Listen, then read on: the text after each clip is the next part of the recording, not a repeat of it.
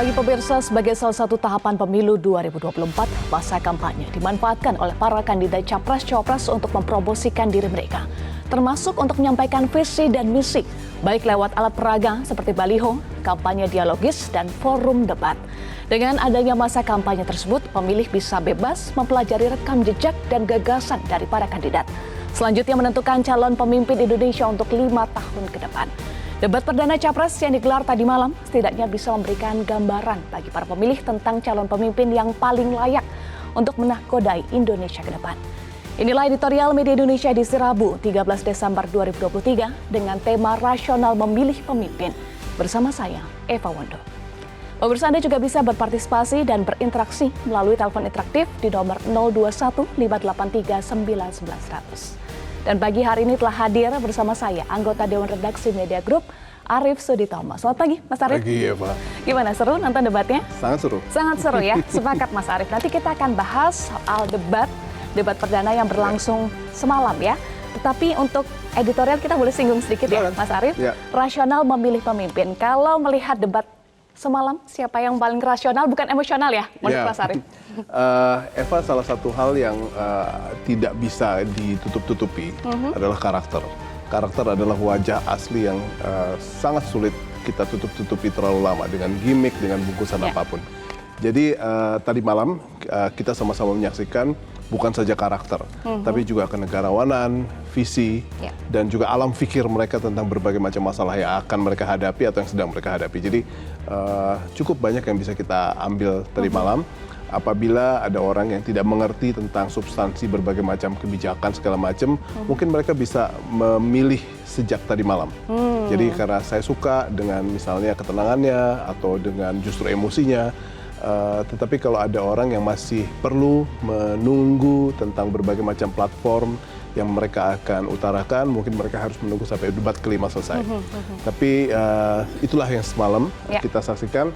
Tidak ada yang TKO, gitu ya, tapi semua memberikan dinamika itu sendiri. Betul. Debat perdana berlangsung terbuka itu kita bahas juga ya, Mas Arief. Tetapi ada yang sebut bahwa debat kemarin masih kering dalam penyampaian gagasan, sepakat tidak, Mas Arief? Ya, tidak bisa dihindari ya. Ada 6 topik yang sangat-sangat besar dan sangat-sangat luas.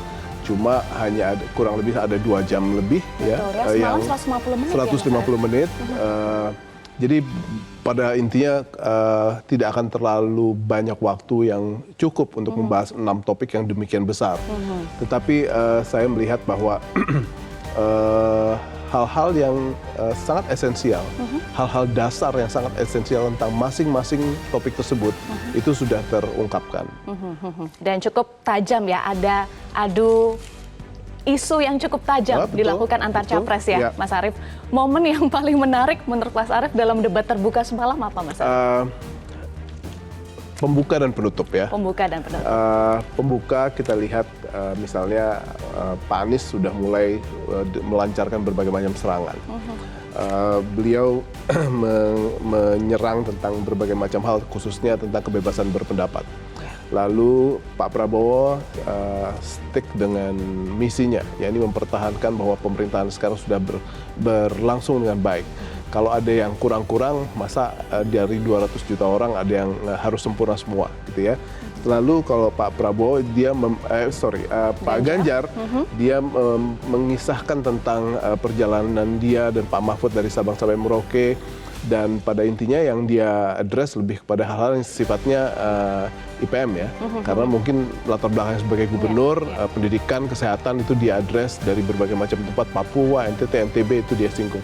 Dan saya pikir dan di closingnya juga itu merupakan salah satu hal yang cukup menarik karena serangan juga kemungkinan diluncurkan lagi oleh setiap pasangan. Betul, dan juga kalau debat kemarin semakin melakukan positioning masing-masing ya, Mas Arief, kalau pasangan satu atau capres satu konsisten dengan narasi perubahan. Kemudian yang kedua seperti incumbent begitu ya. Dan kalau nomor 3, kalau nomor 3 ada di tengah-tengah atau seperti apa? Dalam beberapa posisi memang pasangan nomor 3 itu berusaha untuk memperlihatkan kehitam putihan mereka ya. Tetapi ada juga yang pada akhirnya mereka juga ada di tengah-tengah. Tetapi karakteristik itu merupakan suatu gambaran yang saya pikir cukup berhasil mereka ilustrasikan kepada para pemilih yang nanti akan mencoblos mereka di tanggal 14 Februari. Baik, betul Mas Arief. Kemudian soal pemberantasan korupsi kan juga dibahas ya. Ini kita ke halaman kedua. Komitmen anti korupsi Joko Widodo dipersoalkan. Nah, saat Hari Anti Korupsi, Presiden Joko Widodo menyebut soal RUU tentang perampasan aset, tindak pidana RUU perampasan aset, dan juga RUU pembatasan transaksi penggunaan uang kartal ya, yang belum disahkan hingga saat ini. Kalau salah satunya Mas Arief, RUU tentang perampasan aset sejak 2008 hingga saat ini masih mandek. Apakah ini sesuai kata-kata dengan yang terjadi saat ini, Mas Arief? Ya, kalau presiden atau pemerintah bisa memperlihatkan pengaruhnya untuk mempercepat akselerasi dari pembahasan undang-undang sampai diundangkan beberapa undang-undang, kayak misalnya undang-undang Omnibus Cipta Kerja, undang-undang IKN, itu yang dengan amat sangat cepat diloloskan di parlemen. Nah, ini merupakan salah satu hal yang justru kita harus bertanya kembali kepada presiden. Seberapa jauh presiden itu menempatkan, memprioritaskan atau pemerintah untuk menagih atau bekerja sama dengan parlemen dalam hal mengakselerasi. Dan salah satu hal yang beliau ungkapkan kemarin tentang adanya ribuan orang yang ditangkap dari mulai pejabat pemerintah, anggota parlemen, dan lain-lain, itu saya pikir itu justru bukan kebanggaan ya, bukan salah satu hal yang pada intinya bisa kita gunakan sebagai sebuah ekspresi yang sifatnya prestasi, tapi itu merupakan salah satu hal yang menunjukkan bahwa kita gagal menjaga pemerintahan kita baik di pusat maupun di daerah untuk mereka bisa berperilaku secara bersih, memperlihatkan good governance, dan akhirnya ini merupakan salah satu hal yang memercik kita sendiri bahwa pemerintah sudah sedikit memperlihatkan kekurangannya dalam hal menjaga aparat mereka dalam melaksanakan tata kelola pemerintahan yang baik. Iya, tetapi kan Mas Arief, RUU perampasan aset bukan hanya soal pemerintah, tetapi ada partai politik, dan ini juga disinggung ya saat debat kemarin oleh 3 capres. Semuanya sepakat untuk menggolkan RUU perampasan aset, tetapi ada partai-partai politik di belakang mereka. Apakah selama ini sikapnya juga mendukung? Nah, itu yang pada akhirnya satu kata satu perbuatan merupakan salah satu hal yang harus kita perjuangkan di sini, agar mereka juga memperjuangkannya sebagai satu kata satu perbuatan, dan kita push mereka terus untuk mereka laksanakan hal tersebut. Kenapa? Karena saya merasa bahwa koruptor itu tidak takut dengan penjara. Mau ditaruh di Nusa Kambangan, mau ditaruh di Cipinang atau apapun, mereka tidak akan pernah takut. Bahkan juga saya yakin mereka tidak takut dengan waktu gitu, karena mereka akan tetap bisa untuk mendapatkan hak remisi, pengurangan dan lain-lain. Tetapi yang mereka takutkan adalah pemiskinan. Dan mereka adalah pihak-pihak yang takut miskin karena mereka sudah sangat terbiasa dengan kehidupan yang hedonis. Dan saya pikir undang-undang perampasan aset itu di dalamnya harus ada sebuah mekanisme hukum yang bisa melakukan pemiskinan secara permanen terhadap mereka yang sudah dipidana atau sudah menjadi pihak yang secara hukum sudah dikuatkan bahwa mereka adalah koruptor, mereka adalah pengkhianat bangsa kita. Baik, kita tunggu satu kata, satu perbuatan, termasuk juga soal perbuatan untuk memilih nanti ya, 14 Februari 2024, debat bisa ubah peta kekuatan elektoral. Kalau kita cek ya, Mas Arief, beberapa data undecided voters itu jumlahnya masih hampir 30% ya. Jajak pendapat di salah satu survei begitu ya, menyebutkan 28,7% masih belum decided. Nah, apakah dengan debat itu bisa decided akhirnya? Salah satu hal yang perlu kita identifikasi, Eva, adalah untuk beberapa lapisan masyarakat ya. Mungkin untuk lapisan-lapisan masyarakat dengan level pendidikan yang rendah, mereka tidak terlalu paham tentang berbagai macam substansi atau isu-isu kebijakan. Mereka akan terpesona atau mereka akan memutuskan setelah mereka melihat debat ini dengan kacamata suka atau tidak suka gitu ya. Mereka mungkin bisa melihat kesukaannya mereka lewat ketegasannya, lewat emosinya yang pada akhirnya bisa terlihat dalam mengungkapkan berbagai macam isu, atau justru bisa memperlihatkan kesukaan mereka saat mereka melihat kandidat dengan tenang dan stabil gitu ya. Dan itu yang bisa terlihat pada undecided voters yang tidak terdidik gitu ya. Tetapi untuk orang-orang yang terdidik, saya pikir mereka masih menunggu berbagai macam hal yang terkait sama kebijakan ekonomi, politik luar negeri, dan misalnya hal-hal sifatnya kesejahteraan rakyat dan lain-lain. Dan itu semua harus menunggu mungkin nanti sampai debat kelima di bulan Februari. Iya ya, masih ada 4 debat berikutnya Iya. yang tentu menarik untuk kita simak ya Mas Arief. Kita bahas editorial media Indonesia ini soal rasionalitas, tetapi kan tidak dipungkiri ya Mas Iya. Arief, ada faktor emosionalitas juga nih. Iya. Pemilih dalam memilih nanti menentukan pilihannya saat pemungutan suara. Harus seperti apa Mas Arief supaya rasionalitasnya lebih tinggi dibandingkan emosionalitasnya? Ya, salah satu yang penting agar rasionalitas itu lebih mengemuka adalah kita juga sendiri harus mendalami tentang berbagai hal yang sifatnya substansi ya.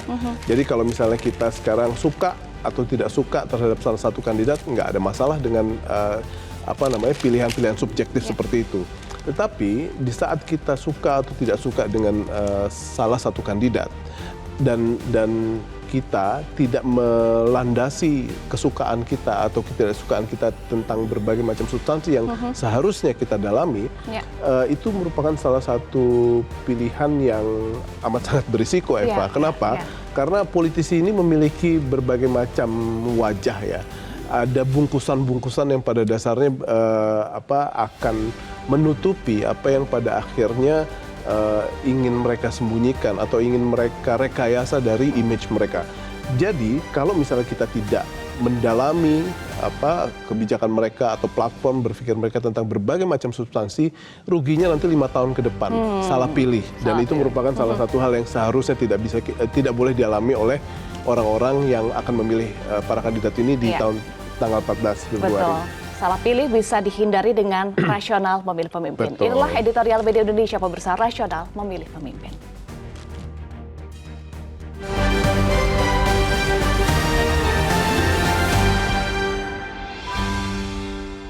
Rasional memilih pemimpin.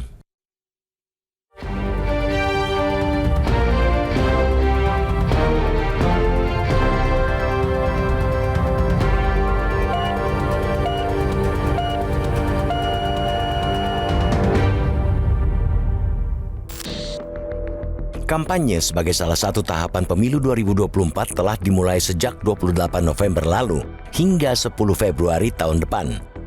Selama masa itu, para kandidat Capres-Cawapres mempromosikan diri mereka, termasuk untuk menyampaikan visi dan misi, baik lewat alat peraga seperti spanduk dan baliho, kampanye dialogis, maupun forum debat.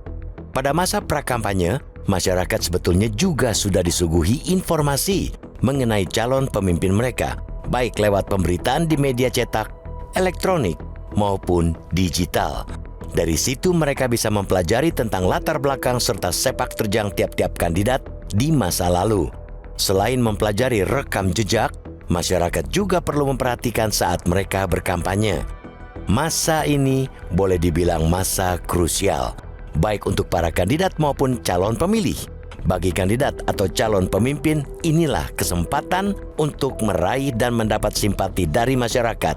Begitu juga sebaliknya, sebagai pemegang kedaulatan, rakyat berhak menguji calon pemimpinnya, baik melalui dialog tatap muka maupun lewat forum debat. Dari situ, rakyat selaku calon pemilih dapat menilai kapasitas, kapabilitas maupun integritas calon pemimpin tersebut. Maka dalam fase ini, rasionalitas pemilih akan sangat menentukan. Sah-sah saja memilih pemimpin berdasarkan emosionalitas, akan tetapi memilih pemimpin cuma bermodalkan emosionalitas akan cenderung terjebak, bahkan bisa tertipu. Pemilu ialah sarana untuk menjaring calon yang akan memimpin bangsa ini untuk 5 tahun ke depan. Ini bukan perkara main-main. Terlebih, tantangan ke depan akan semakin kompleks. Rakyat secara kolektif maupun personal dapat memilah-milah di antara calon pemimpin siapa yang kira-kira mampu mewujudkan kepentingan bersama sebagai sebuah bangsa, bukan demi kepentingan partai atau segelintir orang. Semua itu bisa dilihat dan dipelajari dari rekam jejak, rekam karya, kemampuan menumbuhkan harapan di masa depan dari tiap-tiap kandidat. Bagaimana integritas dan kapasitas intelektual mereka, bagaimana cara mereka menemukan solusi, serta bagaimana kemampuan mereka untuk meninggikan martabat bangsa di antara bangsa-bangsa di dunia mesti diselisik dalam-dalam. Setiap kandidat tentu juga punya visi dan misi yang akan ia lakukan jika terpilih nanti. Namun, Bagaimana kemampuan mereka menyampaikan dan meyakinkan gagasan itu realistis dilaksanakan akan terlihat di masa kampanye ini, terutama di forum dialog atau debat. Jika selama masa kampanye hanya mengandalkan gimmick, sebaiknya masyarakat mengabaikan model calon pemimpin semacam ini. Yang kita butuhkan sosok pemimpin yang mampu menjawab tantangan ke depan secara sungguh-sungguh, bukan ahli gimmick yang pintar memoles bungkus tapi dangkal dalam hal isi. Debat perdana yang digelar tadi malam setidaknya bisa memberikan gambaran bagaimana para kandidat akan membawa Indonesia ke depan. Perang melawan darurat korupsi, penegakan hukum yang masih compang-camping, hingga pelaksanaan demokrasi yang kian goyah ialah sebagian tantangan yang mesti dibereskan. Jawaban-jawaban dan cara kandidat menyelesaikan persoalan sudah dijawab tiap-tiap kandidat. Kini, penilaian ada di tangan pemilih. Sekali lagi perlu ditekankan, masa kampanye amatlah krusial. Ia mestinya menjadi ajang proses pendalaman rasional untuk memilih. Bukan saatnya pilihan terhadap kandidat presiden didasarkan pada fanatisme kosong, tetapi rasionalitas yang didasarkan program-program yang telah mereka tawarkan. Program-program yang disusun dan dijabarkan berdasarkan problem bangsa masa kini dan ke depan itulah yang patut dinilai dan didalami, bukan karena kemampuan basa-basi atau dansa-dansi untuk sekadar meraih simpati.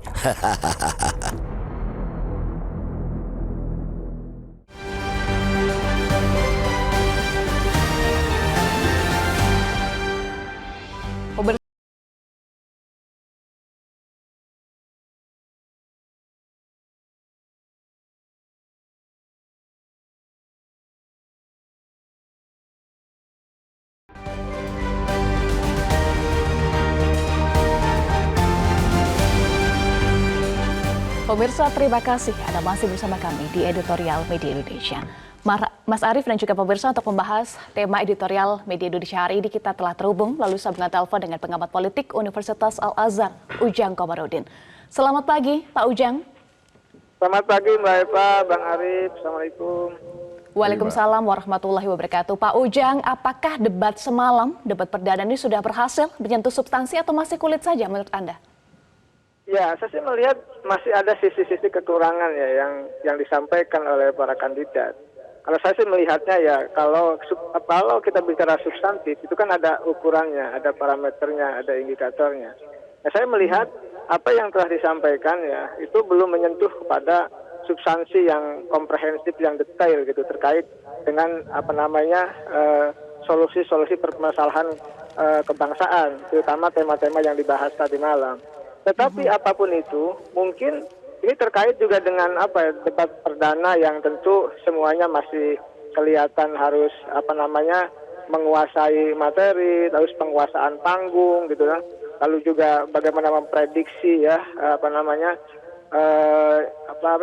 soal-soal dari moderator maupun dari lawan debat. Itu juga harus dimiliki kemampuan itu. Tapi kalau kita bicara substansi, saya melihat masih kurang ya, masih belum dalam gitu. Bagaimana bisa menyelesaikan solusi-solusi permasalahan bangsa, misalkan terkait dengan pemberantasan korupsi, harus seperti apa yang akan dilakukan, ukurannya seperti apa, kapan akan dilakukan, tahun keberapa, targetnya seperti apa gitu, detailnya seperti apa akan dilakukan. Itu kan belum begitu panjang lebar disampaikan oleh para kandidat begitu. Tapi kan memang ada keterbatasan waktu ya Pak Ujang, totalnya semalam 150 menit dan juga ada 6 tema. Betul, saya sepakat itu. Dan kalau boleh saya mengkritik juga terkait dengan format debatnya. Ini format debatnya kelihatan gitu ya, bahwa para kandidat capres ini kelihatan agak canggung. Kenapa?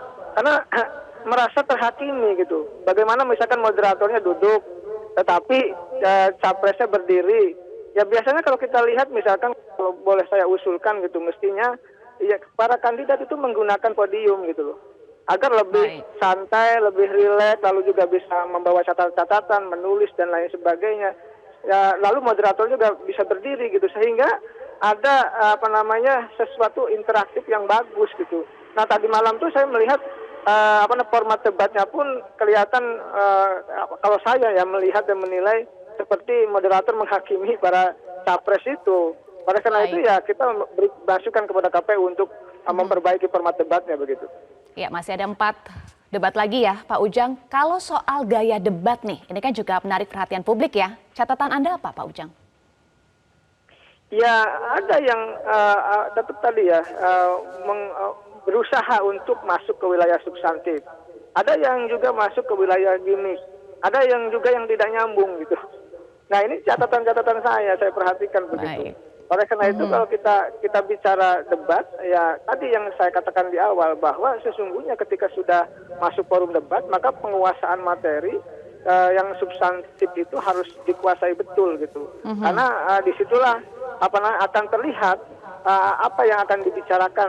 Oleh karena itu ketika isi kepalanya itu misalkan tidak ada isinya, maka ya apa yang disampaikan juga tidak ada. Dan saya melihat ada kandidat juga yang bagus gitu, lalu ada yang kandidat juga yang isinya basa-basi, yang kelihatannya bukan substansi yang disampaikan, tetapi kampanye gitu, seolah-olah kampanye. Ini kan menjadi sesuatu yang merugikan bagi kandidat sendiri yang sejatinya ingin mendapatkan dukungan dari publik yang kira-kira bagi mereka yang belum menentukan pilihan begitu, Mbak Eva. Iya. Ya, untuk pemilih sendiri nih Pak Ujang, apakah dengan debat semalam, meskipun masih ada 4 debat berikutnya ya, bisa membuat pemilih semakin rasional nih untuk memilih saat pemungutan suara 14 Februari 2024? Ya, debat ini kan ditunggu-tunggu dan dinanti-nanti ya. Walaupun memang dalam hasil survei mengatakan bahwa banyak masyarakat yang belum tahu jadwal debat perdana gitu. Tetapi apapun itu, kalau kita ingin membangun sebuah politik yang rasional, yang berkeadaban, maka standarnya adalah ya standar rasionalitas dalam memilih. Bukan standar emosional atau standar politainment maupun standar gimmick. Nah, oleh karena itu kalau kita sepakat, maka forum debat ini menjadi forum atau ajang atau instrumen atau bridging ya, jembatan yang penyampaian ide dan gagasan yang tadi yang harus sampai kepada publik.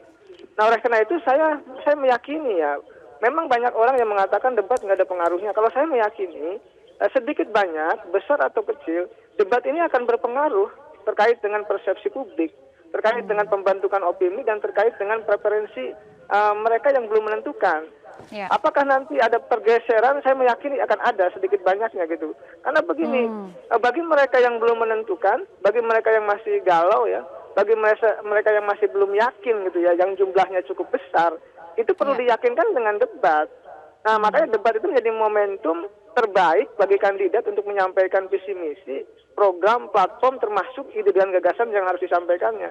Makanya ya pagi ini ya Media Netral Indonesia membahas masalah ini gitu, karena begitu pentingnya debat, begitu pentingnya gagasan, begitu pentingnya politik rasional. Oleh karena itu ya apa yang disampaikan oleh para kandidat ya, yang terbaik yang tadi malam yang disampaikan, tentu saya melihatnya akan berdampak ya sedikit banyaknya terkait dengan preferensi publik kepada para kandidat itu. Baik, terima kasih Pak Ujang Komarudin sudah bergabung bersama kami, pengamat politik Universitas Al-Azhar.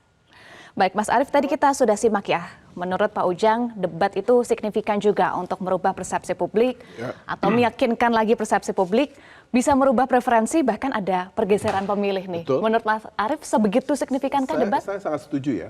Untuk beberapa pihak yang masih menantikan berbagai macam platform yang akan diungkapkan oleh dari para kandidat, itu pasti akan menjadi salah satu hal yang mereka tunggu. Misalnya pengusaha, apa yang akan dilakukan oleh para kandidat tentang berbagai macam kebijakan di dunia usaha, itu pasti akan sangat ditunggu. Dan juga mungkin buat beberapa kalangan yang pada dasarnya lagi menentukan apa nih yang menjadi sikap atau menjadi target dari para kandidat. Jadi untuk sebagian kalangan ya ini merupakan salah satu hal yang amat sangat penting untuk pada akhirnya menjatuhkan sebuah pilihan. Dan juga tadi disampaikan bahwa harus ada standar rasional ya. Kita bahas juga sesuai dengan editorial Media Indonesia ini. Seberapa penting sih Mas Arief rasional memilih pemimpin, tadi sempat disinggung di awal ya, karena jangan sampai salah pilih begitu Mas Arief. Tetapi kan ya ada gimmick, ada berbagai hal yang ditutup-tutupi dan itu exposure-nya besar sekali apalagi di media sosial nih Mas Arief. Bagaimana meng-counter itu? Eva, salah satu hal yang tidak bisa kita tutup-tutupi adalah money politik. Money politik adalah salah satu perwujudan dari pesta demokrasi 5 tahun sekali. Orang-orang yang tidak memiliki tingkat ekonomi yang baik, mereka akan memanfaatkan money politik ini sebagai salah satu ajang di mana mereka akan memilih sesuai dengan apa yang paling besar yang dia terima. Nah, tetapi dengan ajang debat ini kita bisa mengikis itu semua dengan substansi-substansi atau dengan sikap, dengan penargetan, dengan cita-cita, dengan visi yang mungkin setelah 5 kali debat orang akan menjadikan sebuah patokan dari statement-statement atau dengan pemaparan visi misi yang disampaikan. Jadi ini merupakan sebuah momentum di mana rasionalitas itu akan terbangun dengan 5 kali debat nanti. Mudah-mudahan ini merupakan jadi semacam pendidikan politik. Ini publik akan terpapar dengan ide-ide atau gagasan atau platform berpikir atau ideologi dari para kandidat untuk pada akhirnya mereka menjatuhkan pilihan bukan berdasarkan hal-hal yang irasional tetapi dengan hal-hal yang lebih rasional. Jadi itu debat penting sekali ya untuk pemilih ya Mas Arief. Tetapi tadi ada dikritisi juga soal format debatnya nih oleh Pak Ujang. Mas Arief punya catatan untuk format debat? Saya pikir format debat itu sudah oke ya. Cuman fluidity-nya tingkat kecairannya mungkin bisa dibantu dengan moderator yang lebih santai gitu ya. Kalau kemarin kan di 10 menit pertama kita memperlihatkan bahwa kayaknya kalau saya baca moderator cukup tegang dan hal yang mencuri perhatian adalah mereka cukup sibuk untuk bilang harap tenang berkali-kali. Dan itu menunjukkan yang tidak tenang justru bukan penonton atau justru mereka ya. Jadi yang itu yang saya lihat. Dan yang kedua adalah berdiri. Berdiri itu merupakan sebuah situasi yang ternyata tidak terlalu nyaman untuk semua kandidat. Ya, kita bisa lihat salah satu kandidat itu cukup melangsungkan detik demi detik waktunya di saat mereka harus berdiri dengan durasi yang sedemikian lama itu tidak pas buat dia.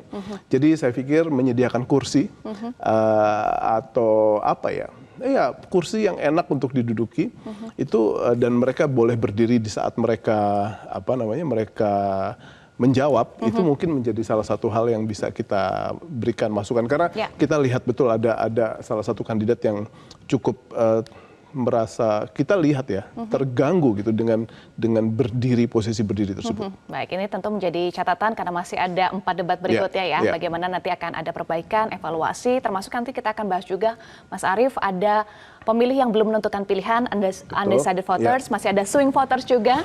Apakah semakin yakin dengan debat yang berlangsung? Kita akan bahas usai jeda. Pemirsa tetap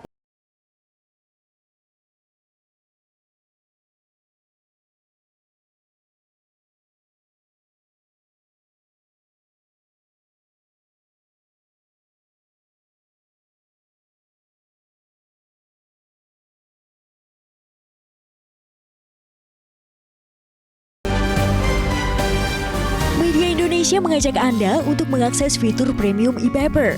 Dengan sajian konten berbasis intelektual dan meneguhkan kebangsaan, Media Indonesia tampil dengan lebih dinamis melalui e-paper Media Indonesia yang dapat Anda akses kapan saja, di mana saja.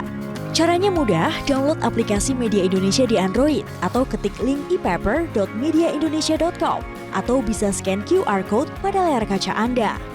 Klik tab e-paper di bagian samping layar tablet Anda, daftarkan data diri, serta pilih paket perlangganan e-paper Media Indonesia sesuai dengan kebutuhan Anda.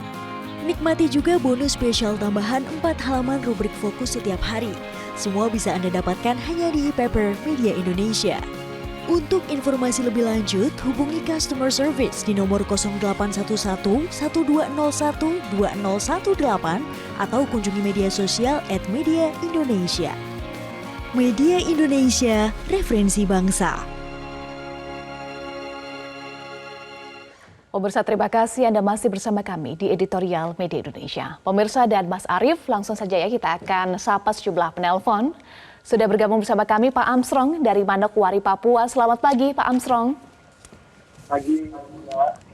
Iya, silahkan dengan tanggapan Anda, Pak Armstrong, terkait dengan rasional memilih pemimpin. Ya, saya sangat setuju sekali dengan judul editorial media Indonesia hari ini. Memang betul kita harus rasional untuk memilih pemimpin, dan rasionalitas pemilih dalam memilih pemimpin itu kita bisa melihat dari latar belakangnya, rekam jejaknya, pendidikannya, dan hal-hal yang termuat tertayang lah dalam media, baik media sosial dan lain-lainnya. Dan untuk kita membuktikan, masyarakat membuktikan itu, kita melihat tadi malam dengan debat kandidat itu. Dari situ kita bisa melihat bahwa ini latar belakang pendidikannya seperti ini sehingga jawabannya seperti ini. Nah, kemudian rekam jejaknya dia seperti ini sehingga jawabannya seperti ini. Jadi tadi malam itu debat kandidatnya itu bagus. Awal yang baik lah, walaupun memang banyak kekurangan. Saya setuju sekali dengan pengamat politik. Tadi satu saja saya setuju bahwa harusnya dipakai itu podium, ya semacam itu, sehingga minta maaf Pak Prabowo itu kan dulu sempat kena stroke ringan kalau nggak salah ya, gejala stroke ringan. Dan saya juga seperti itu. Kita kalau bekas kena penyakit seperti itu berdiri agak susah. Walaupun sudah diloloskan oleh KPU, walaupun sudah sebut dan diloloskan oleh KPU, kita begini. Kalau lama nggak bisa, jadi perut kita bisa berpegang, sehingga berdirinya juga bisa fokus seperti itu. Itu saran saya saja. Tapi semuanya bagus. Media Indonesia punya ulasan hari ini memberi pencerahan kepada kita, khususnya orang-orang Indonesia Timur yang kurang dalam melihat sisi-sisi dari para kandidat. Terima kasih. Terima kasih. Terima kasih Pak Armstrong dari Manokwari, Papua. Berikutnya kita sapa Pak Edward dari Bengkulu. Selamat pagi Pak Edward. Selamat pagi Mitra TV. Pagi, silakan Jadi Pak Edward. tahapan proses pemilu sudah masuki tahapan debat kandidat. Saya melihat ya tadi yang disampaikan, mestinya KPU mempersiapkan halnya itu ya mungkin untuk selanjutnya lebih baik. Saya berusia 71 tahun, Prabowo itu 74 atau 75 tahun. Itu berdiri lama itu memang mengganggu konsentrasi. Ini bukan saya berpihak pada Prabowo ya, tapi saya lihat gerak-geriknya begitu kayaknya kecapean gitu loh. Sehingga dalam menjawab kadang-kadang terganggulah konsentrasinya. Itu yang pertama. Yang kedua, kita memilih pemimpin, hendaknya yang sudah selesai dengan hidupnya. Sehingga dia jadi pemimpin utama di Indonesia nanti. Lalu dia akan betul-betul mengabdikan dirinya untuk bangsa ini. Jangan yang belum selesai dengan dirinya. Referensi untuk memilih pemimpin, yang paling penting adalah track record. Kita lihat, Ganjar waktu jadi gubernur bagaimana perilakunya. Anies waktu jadi gubernur bagaimana perilakunya. Prabowo waktu jadi menteri dan pejabat bagaimana perilakunya. Kita lihat, ini bisa dilihat, bisa dibaca, bisa di browsing di Google di mana-mana kan. Nah, kita ingin pemimpin itu betul-betul nanti negeri yang gemah haripah loh jinawi ini akan naik martabatnya di antara bangsa-bangsa di dunia ini menjadi negeri yang itu. Apalagi sekarang kita hancur dengan korupsi. Kita minta ketegasan para pemimpin untuk memberantas korupsi ini. Kita sesalkan kenapa undang-undang perampasan aset itu sampai sekarang nggak jadi-jadi. Ini kesalahan partai politik. Kita salahkan PDI, Nasdem, partai-partai besar yang ada berkoalisi itu. Kenapa mereka tidak mensukseskan ini? PDIP, Gerindra, Nasdem, dan lain-lain. Ini kita penting karena kita tahu musuh besar bangsa ini saat ini untuk membangun adalah korupsi. Kita sesalkan apa yang disampaikan oleh khotbah zaman dahulu bahwa korupsi sudah merupakan bagian budaya Indonesia. Ini kita sesalkan. Jangan sampai ini terjadi. Kita sesalkan yang begini. Nah, kita harapkan pemilih itu ada 3 kategori. Rasional, emosional, dan transaksional. Rasanya kalau di desa, di daerah-daerah kecil, itu transaksional yang lebih banyak. Seperti yang disampaikan oleh pembicara tadi bahwa ya siapa yang banyak diberikan kepada mereka, mereka akan memilih. Yang rasional ini ya orang-orang yang berpendidikan. Nah, saya ingin katakan bahwa pengalaman hidup saya dengan umur 71 tahun, orang yang jago debat itu jago ngeles, biasanya nggak bisa kerja. Itu pengalaman. Jago debat, jago ngeles, pasti nggak bisa kerja. Kita kepingin mereka menyampaikan visi dengan misi yang tegas, tujuan ingin jadi pemimpin itu apa, itu yang penting disampaikan. Ini yang akan mungkin menarik swing voter atau yang lain-lain. Terima kasih, mudah-mudahan Indonesia maju di masa mendatang. Terima kasih Pak Edward dari Bengkulu. Berikutnya Ibu Indra dari Cirebon, Jawa Barat. Selamat pagi Ibu Indra. Selamat pagi Mbak Eva Wondo dan Bung Ari Suditomo. Assalamualaikum warahmatullahi wabarakatuh, Metro TV. Waalaikumsalam warahmatullahi wabarakatuh. Silakan Ibu Indra. Iya, alhamdulillah rasional memilih pemimpin. Ya, terima kasih melihat debat tadi malam. Karena kami pemilih ini ingin mewujudkan harapan yang ada di hati Mbak Eva dan Bung Arief. Nah, sebetulnya temanya ada 7 macam ya, tapi tadi malam yang banyak dibicarakan adalah mengenai hukum dan HAM ya. Walau ada juga capres yang agak menyentuh semua dimensi ya. Nah, dengan penelpon terdahulu ini tadi Pak Edward, sama Pak Edward saya juga umur saya 71 tahun. Nah, kita ingin rakyat Indonesia ini menjadi rakyat yang aman, sejahtera, makmur. Tapi pemimpin-pemimpin yang dipilih yang tadinya baik-baik saja kok juga terseret korupsi. Nah, ini yang membuat kita bisa melihat bahwa mereka ini mementingkan diri sendiri, bukan mementingkan rakyat. Karena sepertinya sistem di negara kita ini membuat mereka juga menjadi korupsi berjamaah.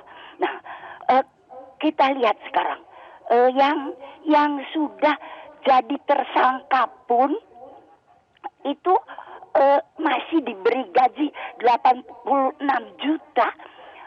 Bu Indra terperangah mendengarnya, Mbak Eva. 86 juta 1 bulan gaji untuk yang sudah tersangka korupsi. Sementara itu sebetulnya bisa menggaji Bu Indra selama 2 tahun sebagai pensiunan PNS. Nah, di sini di mana keadilan yang bisa diwujudkan dalam harapan kami untuk menuju Indonesia yang sama-sama adil, makmur. Mudah-mudahan dari penampilan mereka tadi malam kita dapat menilai, melihat dalam hati, dari ucapan, dari bahasa tubuh, dan dari aura yang ditampilkan. Dan mungkin masih ada lagi debat berikutnya. Ini akan memperkuat apa yang kami harapkan untuk terwujud. Terima kasih. Assalamualaikum warahmatullahi wabarakatuh. Waalaikumsalam warahmatullahi wabarakatuh. Terima kasih Ibu Indra dari Cirebon, Jawa Barat. Mas Arief, beberapa poin ya tadi disampaikan, diantaranya mengkritisi format debat yang berdiri ya Mas Arief, kemudian juga sepakat bahwa pemilih harus rasional dalam menentukan pilihannya, Mas Arief. Ya, itu harapan kita semua ya. Jadi dari 3 penelpon tersebut kita benar-benar mendapatkan satu cerminan bahwa Indonesia ini dalam melaksanakan berbagai macam pemilu kita harus naik kelas. Dan kali ini rasionalitas merupakan salah satu mata pelajaran yang harus kita lalui bersama sebagai sebuah bangsa, di mana kita harus naik kelas ya lewat rasionalitas ini. Sehingga acara-acara debat ini sangat penting. Bagaimana platform-platform dari kebijakan dan gagasan mereka yang akan mereka bawa nanti saat mereka berkuasa itu juga sangat penting.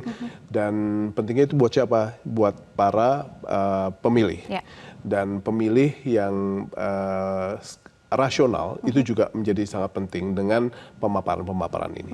Nah, caranya supaya rasional bagaimana, Mas Arief? Jadi memang PR-nya bukan pada kandidat saja, ya PR-nya juga ada pada kita, yakni orang-orang yang akan mencoblos mereka.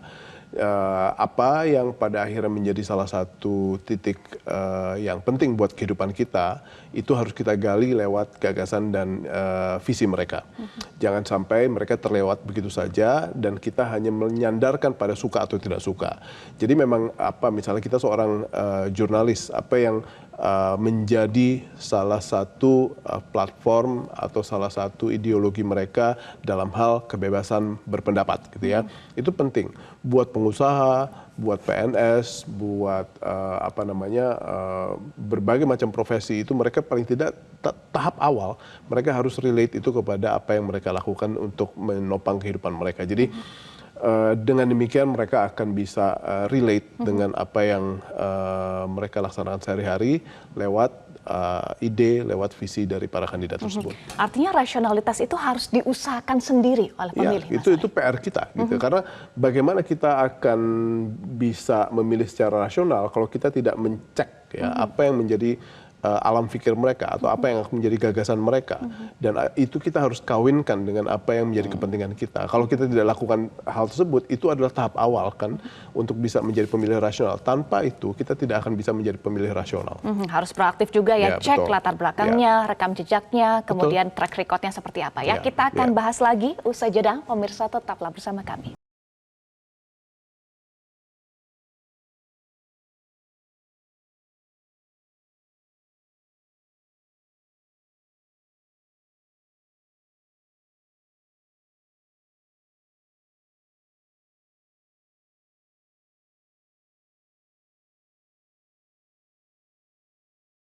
Untuk Capres Perdana sudah digelar ya semalam, kemudian berlangsung seru meskipun ada beberapa catatan soal format, kemudian soal gagasan yang masih butuh lagi ya diungkapkan, digali lebih dalam.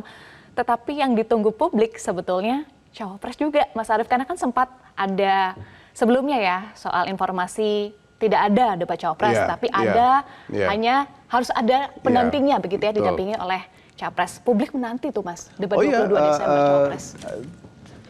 Untuk bisa lebih gamblang ya, publik tuh yang menantikan, publik pasti menantikan penampilan Gibran Rakabuming Raka ya, dan saya pikir Gibran sudah sedikit-sedikit sudah mencuri perhatian publik dengan tadi malam menunjukkan sebuah gestur ya, yang saya pikir itu antara sebuah gestur yang impulsif, tetapi juga penuh semangat atau justru emosional gitu ya. Karena waktu Pak Prabowo menyatakan sorry ya gitu ya, itu tampaknya dia langsung bangkit dan memerintahkan, saya nggak tahu siapa yang diperintahkan, tapi waktu dia menengok ke kiri, yang dia lakukan gestur itu adalah ditujukan kalau nggak salah kepada kelompok pendukungnya Amin ya. Jadi apakah itu sebuah gestur emosional atau sebuah gestur kegembiraan, saya pikir itu juga di medsos sudah mendapatkan perhatian yang amat sangat. Betul. Ada yang positif, ada yang negatif. Tetapi di tanggal 22 hari Jumat mendatang, kita berharap bahwa para cawapres ini akan juga memberikan penampilan mereka yang terbaik. Kenapa, Kak Eva? Karena topiknya juga topik yang cukup berat ya, yakni ekonomi, keuangan, investasi pajak, perdagangan, pengelolaan APBN, infrastruktur dan kehidupan perkotaan. Jadi ini bukan sebuah tema yang mudah dan menarik. Kalau tema pertama itu kan saya harus akui itu adalah tema-tema yang menarik dan cukup familiar sama kehidupan publik. Tetapi bicara soal investasi, pajak, perdagangan itu saya pikir ini merupakan sebuah rangkaian tema yang sangat berat, dan mudah-mudahan penampilan Pak Mahfud, Pak Muhaimin, dan Mas Gibran itu menjadi sebuah penampilan yang bukan saja akan memperlihatkan kepiawaian mereka, tetapi juga kematangan dan pada akhirnya akan bisa menjadi referensi untuk para pemilih yang rasional. Supaya bisa menjadi referensi agar pemilih bisa semakin rasional memilih pemimpin pada pemilu 2024. Terima kasih Mas Arief Suditomo sudah bergabung sama kami di Editorial Media Indonesia. Pemirsa, kita semua sepakat masa kampanye Capres-Cawapres harus dimanfaatkan para pemilih agar tidak salah pilih dan akhirnya menyesal. Masyarakat harus jeli dan kritis terhadap gagasan yang disampaikan oleh masing-masing capres untuk masa depan Indonesia. Tentu salah satu hal yang dinilai adalah gagasan atau ide yang benar-benar realistis dan bukan hanya umbar janji belaka. Setidaknya semua demi nasib rakyat Indonesia 5 tahun ke depan. Demikian Editorial Media Indonesia untuk hari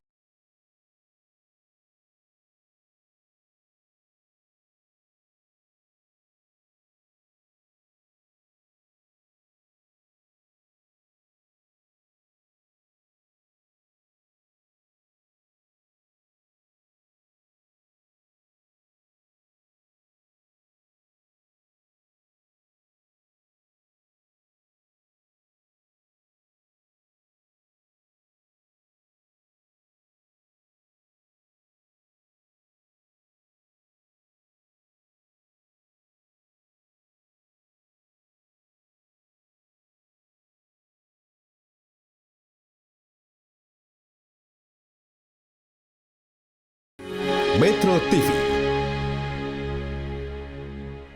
Jelajahi cara baru mendapatkan informasi. Download Metro TV Extend sekarang.